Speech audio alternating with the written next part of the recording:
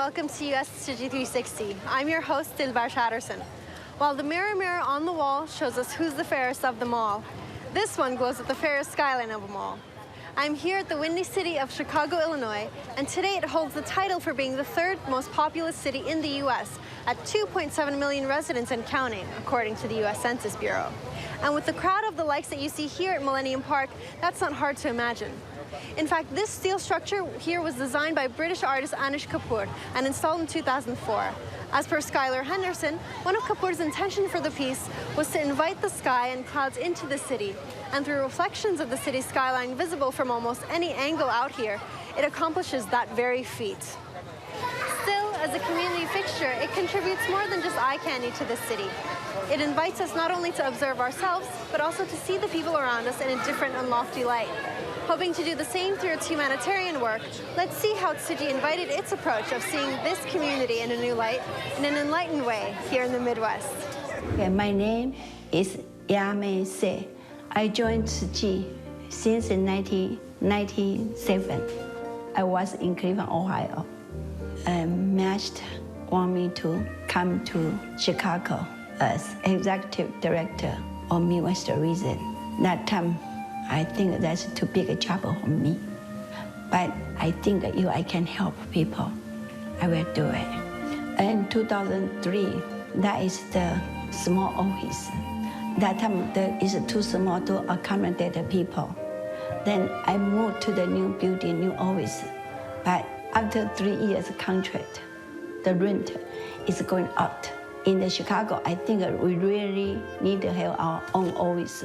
And Master always want us to have a home, so I started looking for the properties. Tzu Chi always supposed to be a home to every party. So when I come here to see this building, first I think it's too small.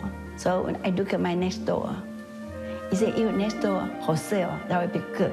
After Master operation, 2007, I buy the next door first, the residential housing first, then buy this.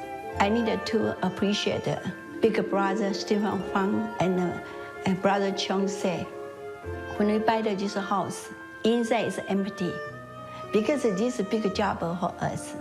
We would like to save money. We don't want to use a lot of time for the architecture. Brother Chong take a lot of responsibility for this. He negotiated with the city and he negotiated with the builder too. He cannot sleep for 3 months. So for this building, one come along by ourselves. From the first time we moved in, the city of Darien is a very difficult time to give to us. First, we are Buddhist. Then second, we are Oriental. They don't know us. So every time when we do anything, we need to paperwork to name. But right now, we don't need to. They know what we are doing. So right now, we become the very good friends too. And our back doors neighbor, we try to friendly with them. So for the first year, second year, every time I invite my neighbor come to this building. Last year, they come to me and say, Amy, if you don't have money to have someone to come here to cure them, our neighbor can pay the money for you. I know you are charity. You don't have money, we can do it for you. So I think right now we get the respect from our neighborhood. Our office is in the suburb of Chicago, still about 35 minutes away from downtown Chicago. Right now we have a small office there. We only have about 500 members there, donors there. So we think if we go to the city of Chicago, they know more about Tzu Chi Foundation. In the Chicago, we all graduate students from another country. Sometimes their mind is too occupied by the profession.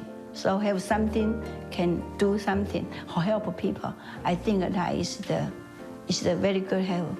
So for our big project is we are going to buy the another office in the city of Chinatown.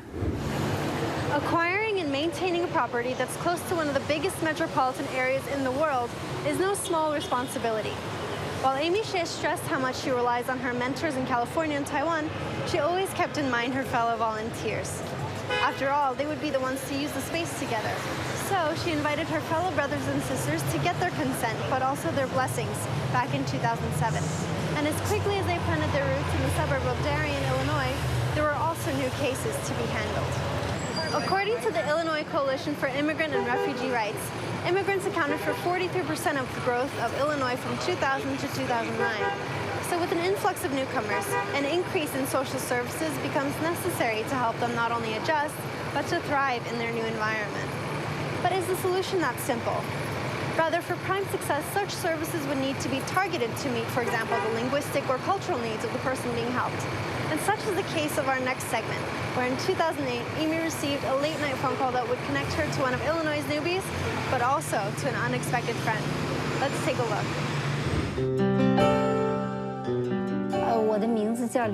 My name is Yu Xian. I came to United States in 2007 and lived in Houston for half a year. In 2008, I moved to Chicago to visit my daughter. Since then, I have been living here. When I came here, I was diagnosed with breast cancer. In the beginning, I didn't have insurance, and at the same time, I had to take care of my daughter, who is pregnant. Life was very hard for me then. I was helpless because I had no support. So I called one of my friends in Houston, and she said she would to contact Tzu Chi. At that time, I didn't know what it was. I received a phone call. He said, my friend, and she just got a cancer. They are Christian, but she think our powder, made from our ginseng, and may can help her. I told her I will call her and I will deliver to her house. First time she reject, and second time she reject. I think at that time she was a little bit scared. And another day I called her again. I said, if there anything I can do to help. I think since 3 phone calls from me, she can tell I'm very sincerely. So I go there to see her.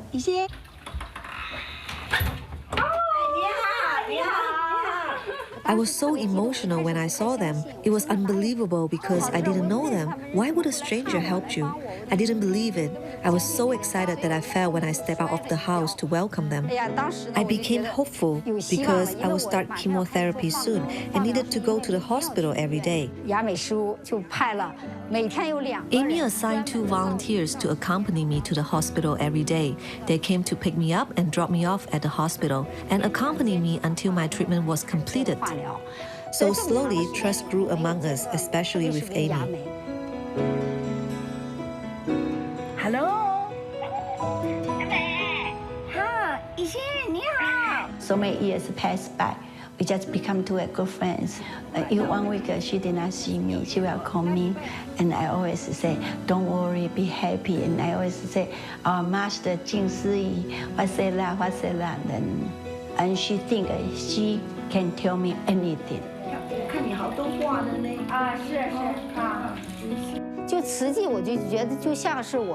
Tzu Chi is like my family. Whenever there is any problem, I'll talk to Amy. That really gives me a lot of comfort. I have a habit. I pray every morning and night.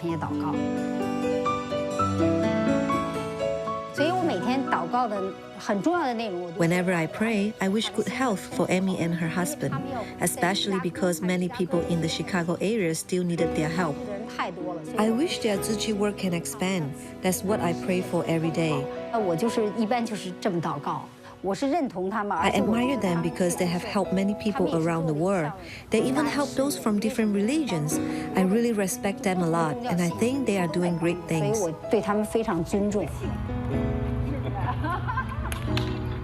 I think if I never made that call, I would never get to know Tzu Chi or Amy. But then I think I'm sure that would not happen because this is what God has arranged for me, a way to help me. I am certain that I was meant to cross paths with Tzu Chi.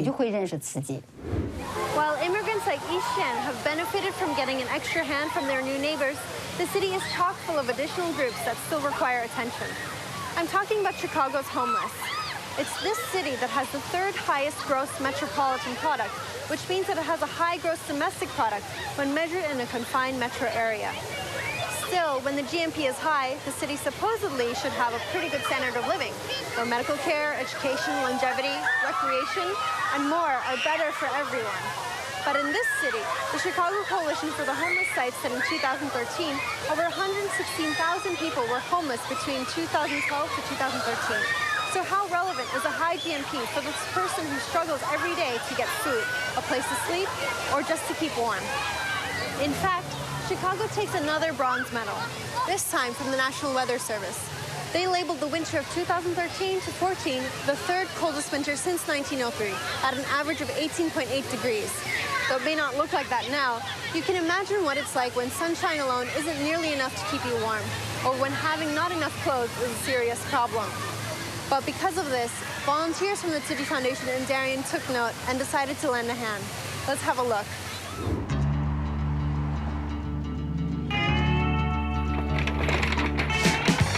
The box is donated by one of our volunteers.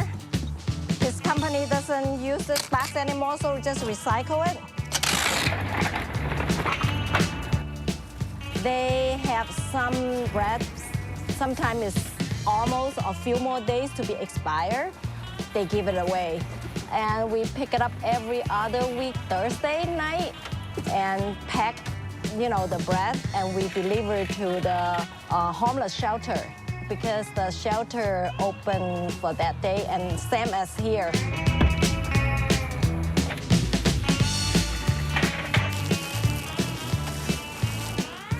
They are multi-grain. That's why it's very good for they need the nutrition. It's good nutrition for them. I feel happy to help people because in my life, some good people help my family to come to the States. That's why this is, after I retire, it's time to pay back to the society. Today, we have a lot. We got 29 trays. So for me, good exercise. We are going to deliver bread to this homeless shelter because they open late.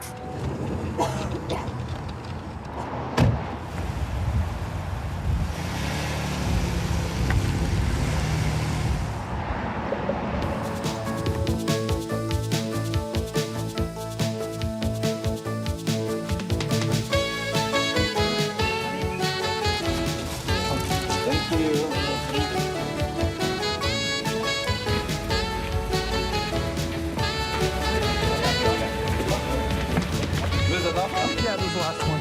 Okay. You and Phil, grab this one. You got it? Got it. All right.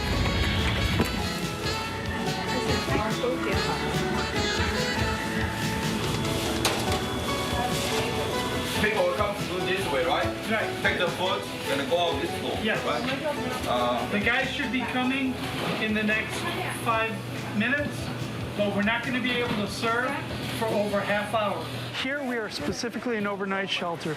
We provide just a safe location for our guys to sleep. We provide dinner for them. Obviously, blankets, beds. We have showers here as well.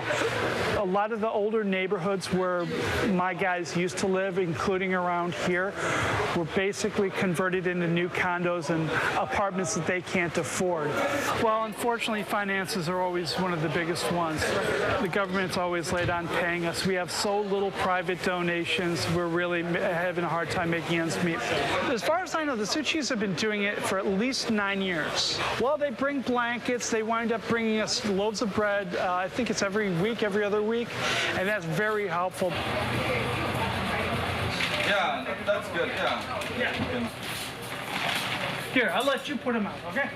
No, you put it up. Put wherever you want. So. They've donated at least 3 different type of blankets that I've seen that have been really nice.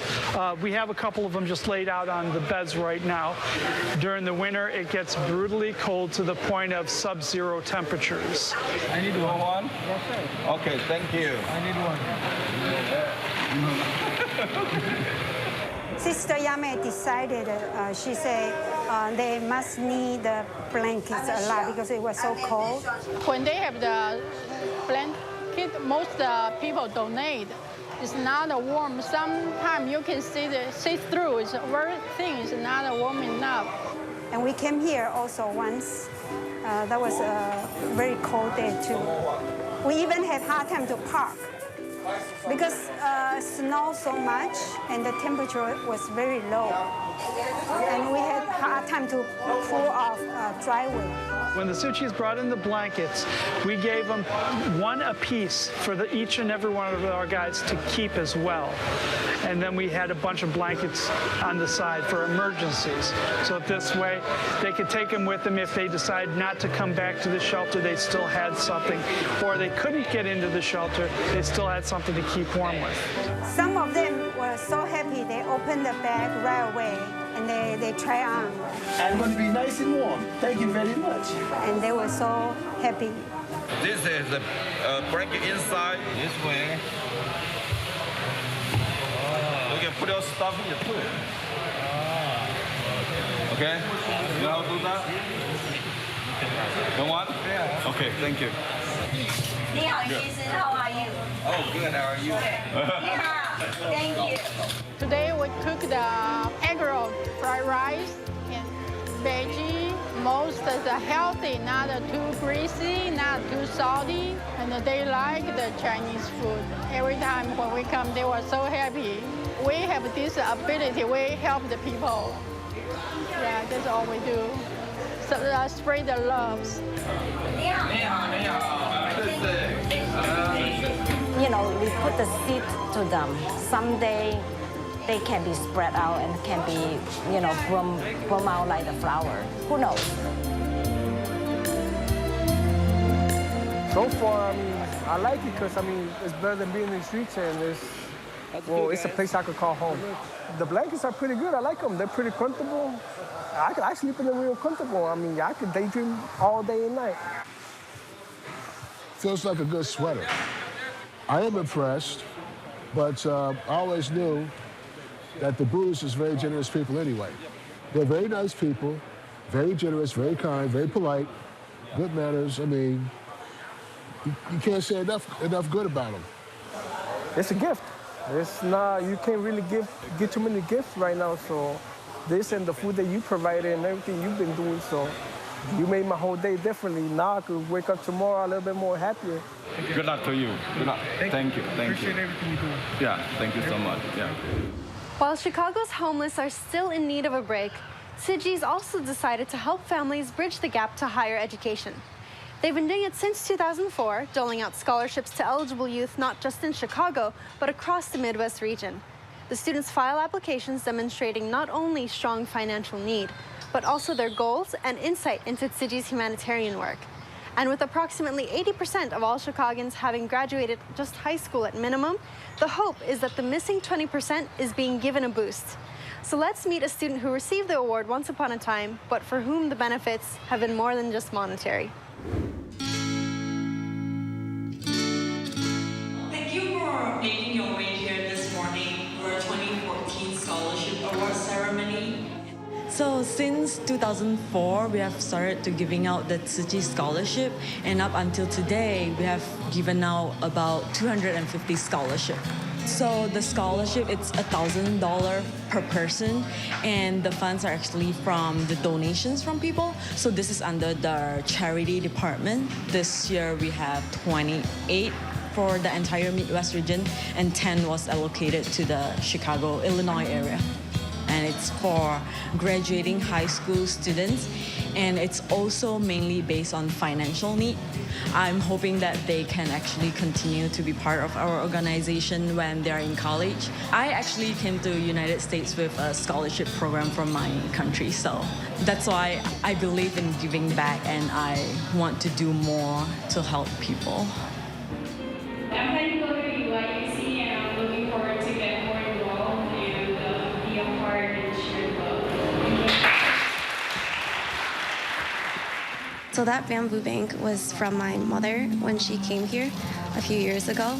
It was empty at that time, but over the years she filled it up. Today I brought it back, and we didn't realize it was from the same organization, so that was a coincidence. I don't know how to express it in words, but you really helped a lot and inspired all of us, and thank you for giving this opportunity.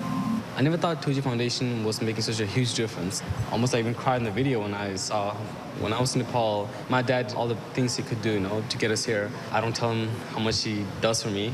Like even now he works all night, you know. It was because of all the hard work that he's done that inspired me to do hard work and country back. And now I want to go back to my country and help those people that didn't get the same opportunity as I did. I'm very happy because my son went for a scholarship. Yeah, I'm very proud, you know. I volunteered a lot in high school, and I will definitely continue to volunteer when I go to college. When I finish college and go to medical school, become a doctor, I'll probably be one of those persons, those doctors going abroad and to those countries and helping out. And I think that's the best way you can contribute back to the society and let everyone know your good deed. Hi, my name is Nancy Choi, and I received the Tzu Chi Scholarship in 2004. I had applied for several scholarships that year, and I remember one that my parents had seen in one of the Chinese newspapers stood out because it was for a foundation called Tzu Chi Foundation. I want my kids to be more independent because we are from the working class. You should work hard in your studies to obtain a scholarship. A lot of their goals resonated with doing like a lot of action and with acts of compassion. A lot of those values also resonated with what I wanted to do in the future. So I was very happy to apply, and I was very excited when I had received the scholarship. My parents, I come from like a working class family, and it was very helpful to my financial situation. I know even though she didn't have an interview, she wrote essays to apply. Her heart is filled with love, and that was why she was chosen. And my mom actually, my parents were introduced to the Tzu Chi Foundation, and through the past 10 years, she's actually become a regular volunteer, and she's made a lot of friends that way, and she's also become very passionate. Tzu Chi is a good Buddhist organization. It's different from other temples. It focuses on walking the path, not just chanting and praying on the ground, but also taking action. My hopes for my daughter is that after she becomes a doctor, she can have the spirit of a bodhisattva, follows the Buddha's path, have a loving heart to use what she learned professionally, so she can help those who are sick, to heal and give relief to the patients that need her. For Nancy and her family, the blessings seem to sow themselves.